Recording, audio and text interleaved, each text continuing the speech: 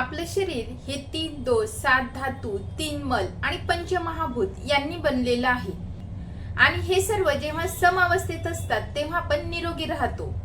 यातील कुठलाही दोष किंवा कुठलाही धातू बिघडला तर आपल्याला वेगवेगळे विकार होऊ शकतात। जेव्हा आपल्या शरीरातील वातदोष आणि पित्तदोष सोबत खराब होतात तेव्हा आपल्याला वारंवार पोटामध्ये गॅसेस होणं, छातीमध्ये जळजळ होणं, पोटात जळजळ होणं, बद्धकोष्ठता असणं आणि सोबत ऍसिडिटी सुद्धा असणं, सारखी बेचैनी होत असते, घाबरल्यासारखं होत असतं, शरीरामध्ये अचानक गरमी वाढते, कमजोरी येते, तसेच बऱ्याच जणांचा राग, चिडचिडेपणा वाढतो। मग अशा अवस्थेमध्ये वातदोष कमी करण्यासारखे औषधं द्यावी, जसे की गरम आणि स्निग्ध, की पित्त कमी करण्यासाठीची औषधं द्यावी, जसे की थंड पदार्थ। मग यामध्ये कन्फ्युजन होतं। म्हणून आजच्या व्हिडिओमध्ये आपण जेव्हा आपल्या शरीरातील वातदोष आणि पित्तदोष वाढल्यावर नेमकी कोणत्या औषधांचा समावेश करावा जेणेकरून वातदोष आणि पित्तदोष बॅलन्स मध्ये येईल याबद्दलची माहिती बघणार आहोत। तेव्हा व्हिडिओ शेवटपर्यंत नक्की पहा।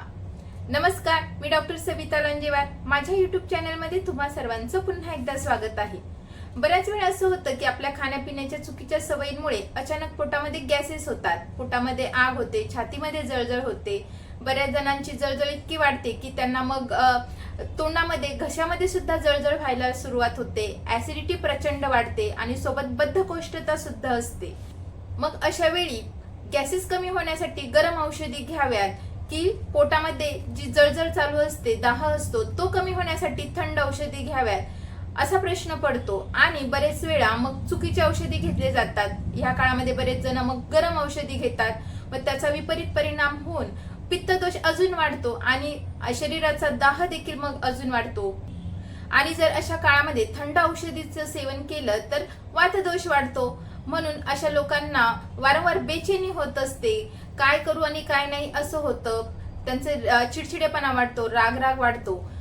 म्हणून ह्या काळामध्ये जी औषधं जास्त गरम नाही, जास्त थंडही नाही, जास्त रुक्षही नाही, अशा औषधांचा समावेश करावा, जसे की गुडूची ही पित्ताची गरमी, पित्ताची जी उष्णता आहे ती कमी करण्यासाठी अतिशय उपयुक्त आहे, कारण की गुडूची ही गुणाने शीत आहे आणि आपल्या शरीरातील वाढलेला वातदोष कमी करण्यासाठी देखील गुडूची ही सर्वात उत्कृष्ट असं औषध आहे।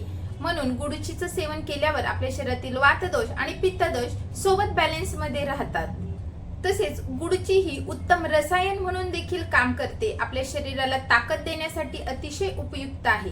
मग हे गुडूचीचं सेवन कसं करावं?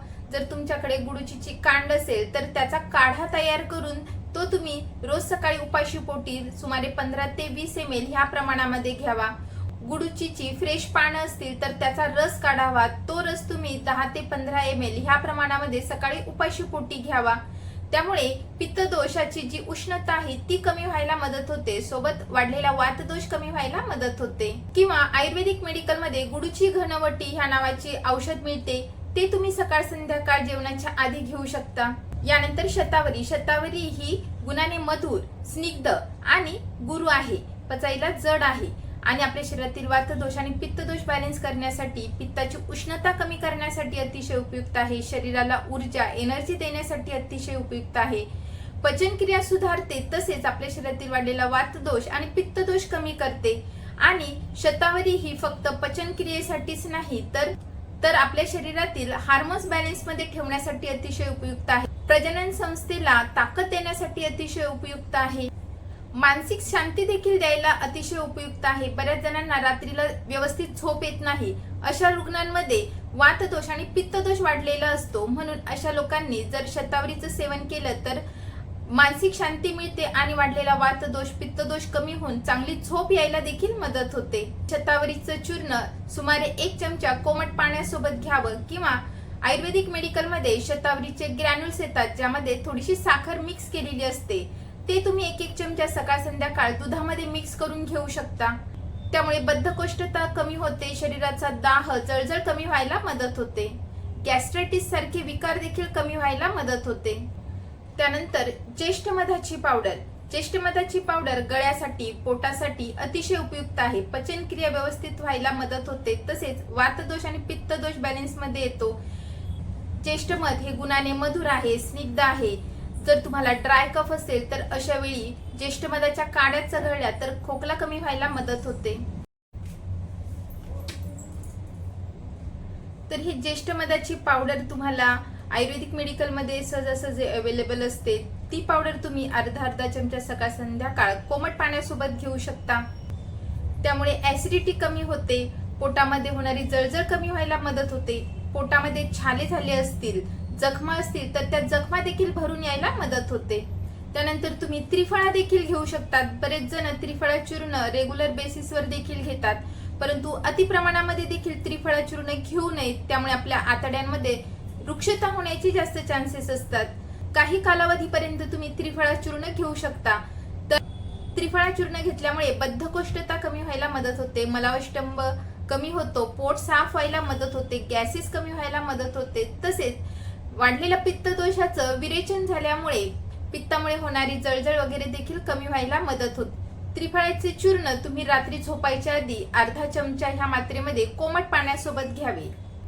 अशा कंडिशन मध्ये पथ्य पाळणं देखील अतिशय गरजेचं आहे। तुम्ही आपल्या आहारामध्ये कारले, दोडके, गिलके, भेंडी यासारख्या फळभाज्यांचा समावेश करावा। सतत कोमट पाणी पित राहावं। थोड्या प्रमाणामध्ये तुम्ही गाईचं तूप देखील घेऊ शकता। गाईचं तूप हे वाढलेला पित्त दोष कमी करण्यासाठी अतिशय उपयुक्त आहे, मात्र अतिमात्रेमध्ये ते घेऊ नये। मूग डाळीचा समावेश तुम्ही आपल्या आहारामध्ये करावा। रात्री वेळेवर झोपावं। भूक लागली तेव्हाच जेवण करावं। भूक लागलेली नसताना तुम्ही उपवास करू शकता। तसेच ह्या कंडिशन मध्ये पुढील गोष्टी मात्र नक्कीच टाळाव्यात। रात्रीचं जागरण टाळावं। जास्त प्रमाणामध्ये तिखट मसाल्याचे पदार्थ, आंबट पदार्थ खाणे टाळावं। तळलेले पदार्थ, भाजलेले पदार्थ खाणे टाळावं। जास्त प्रमाणामध्ये चहा, कॉफी यासारखे पदार्थ घेणं टाळावं। तसेच दारू, सिगारेट यासारख्या ज्या वाईट सवयी असतात त्या देखील टाळणं गरजेचं आहे। बरेच जण पोटामध्ये किंवा छातीमध्ये जळजळ होते म्हणून थंड पदार्थ खातात, त्यामध्ये ते कोल्ड ड्रिंक पितात किंवा आईस्क्रीम सारखे पदार्थ खातात, परंतु असं अजिबात करू नये।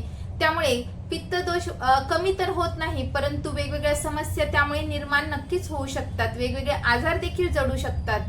जर तुम्हाला वारंवार बद्धकोष्ठता, पोटामध्ये जळजळ होणं, शरीरामध्ये जळजळ होणं, छातीमध्ये जळजळ होणं अशी समस्या वारंवार होत असतील तर तुम्ही आपल्या जीवनशैलीमध्ये देखील बदल करणं अतिशय आवश्यक आहे।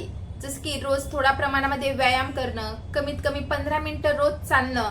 ताणतणाव जर तुमच्या जीवनामध्ये असेल तर त्यासाठी तुम्ही भ्रामरी प्राणायाम किंवा अनुलोम विलोम यासारखे प्राणायाम करू शकता। कारण की तणाव, चिंता यामुळे आपल्या शरीरातील पित्त दोष हा वारंवार वाढत असतो। त्यानंतर रात्री जागरण करणं कंपल्सरी टाळावं। रात्रीचं जेवण संध्याकाळी 8 वाजेच्या आत करण्याचा प्रयत्न करावा। जेव्हा जेव्हा भूक लागते तेव्हा जेवण करावं। भूक लागलेली असताना जेवण न करणं बरेच जण करतात, असं करणं देखील टाळावं।